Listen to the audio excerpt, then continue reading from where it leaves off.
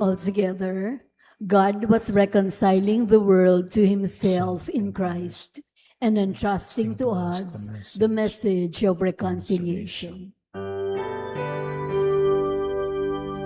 Alleluia, Alleluia, Alleluia. The Lord be with you. And with your spirit. A reading from the Holy Gospel according to Matthew. Glory to you, O Lord.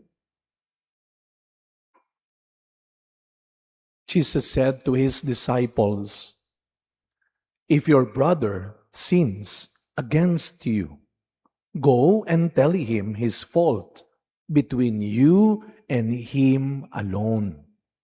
If he listens to you, you have won over your brother. If he does not listen, take one or two others along with you, so that every fact may be established on the testimony of 2 or 3 witnesses. If he refuses to listen to them, tell the church.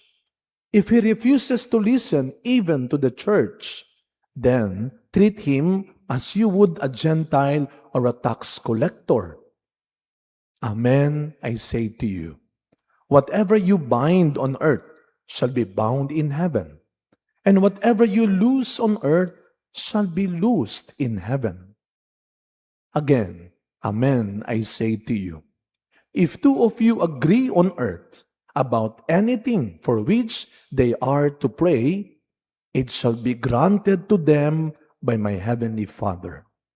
For where 2 or 3 are gathered together in my name, there am I in the midst of them."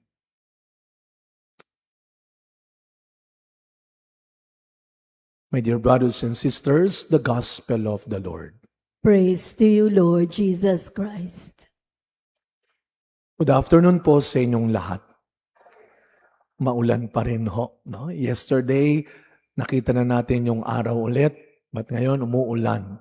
And this morning, kahit maulan pa rin, this morning after my Mass in the Missionaries of Charity in Tayuman, going back to my parish in Assumption, piyesta namin sa Sabado sa Leverisa, I saw some students already going back to their schools. And I remember some of my friends during my high school days na nagkukwentuhan kami, sa mga bata, talagang hindi mawawala yung trying to be good, trying to be better. No? So sabi nung isang kong kaibigan, alam mo, gumraduate ako sa John F. Forward Primary School. Saan? Sabi niya, sa Tayuman. Meron bang John F. Forward Primary School? Oo. Anong meron doon? Yung pala ang pangalan ay Juan Sumulong Elementary School. Talagang para maganda lang pakinggan. John F. Forward. Sabi nung isa, ay ako, ibang aking high school. Saan ka nag-secondary? Sa Rockwell Secondary School. Saan naman yan? Sa Quezon City, meron bang Rockwell Secondary School? Ano yun? Balong Malalim High School.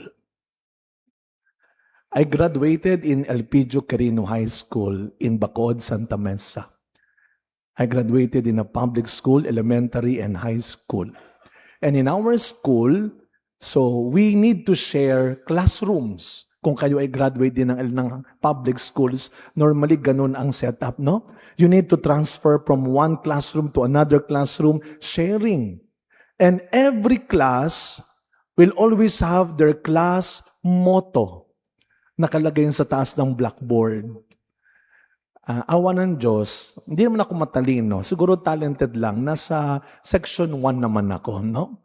So, on our last year in high school, we made our motto. Inspired sa isang commercial sa TV. So ang motto namin is, we for one, speak as one. We, 4th year section 1, speak as one. One time, kung gusto mong makakuha ng magandang upuan, kailangan maaga ka dun sa classroom. Otherwise, sira yung upuan na makukuha mo. So nag-uunahan kami makalipat ng classroom. Meron pong classroom na sarado. At para makauna kami, sinira namin yung padlock. Without remembering na ang teacher dun sa classroom na yon is the most terror mathematics teacher. Kaya galit na galit siya. Sabi niya, change your class motto. Ang ilagay niyo dyan, we for one can destroy the door as one. Galit na galit siya. We always wanted to have unity in the family, in our community, in our country, thinking that if we do things together, we are united. If they can always see us together, we are united. But as Christians, our Lord is reminding us that our unity cannot only be measured by being together all the time.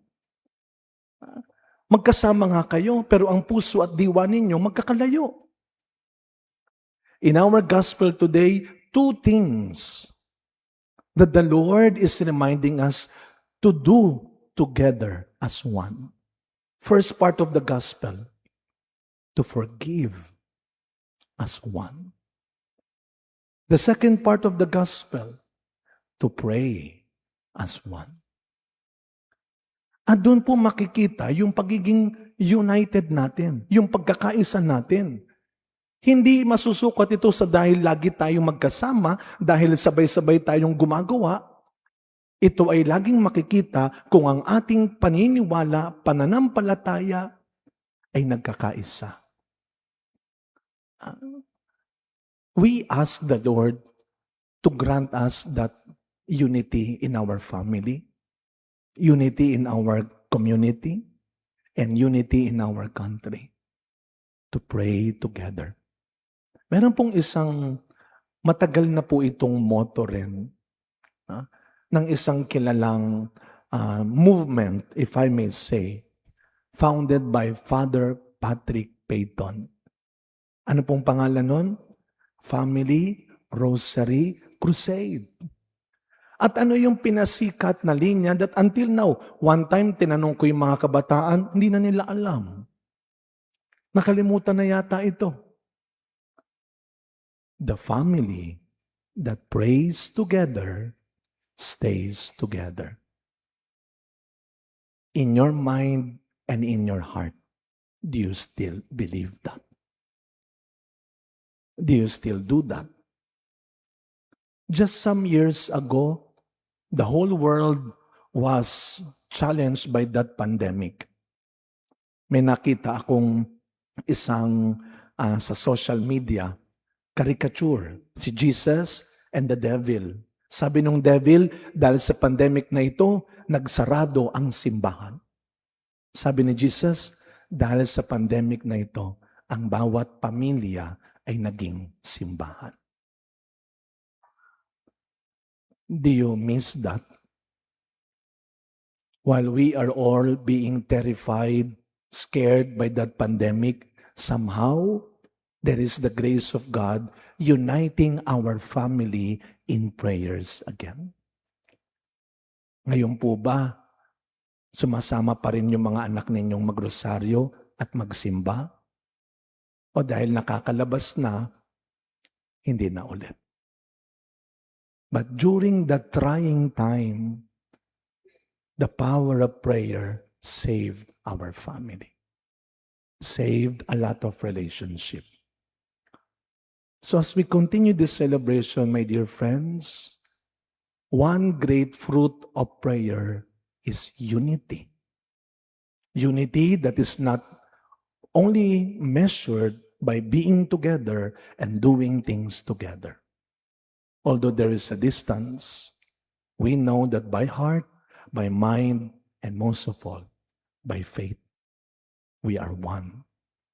Let us always spread that beautiful and powerful belief in praying the rosary, that indeed until now and until the end. The family that believes, that prays together, stays together. Amen.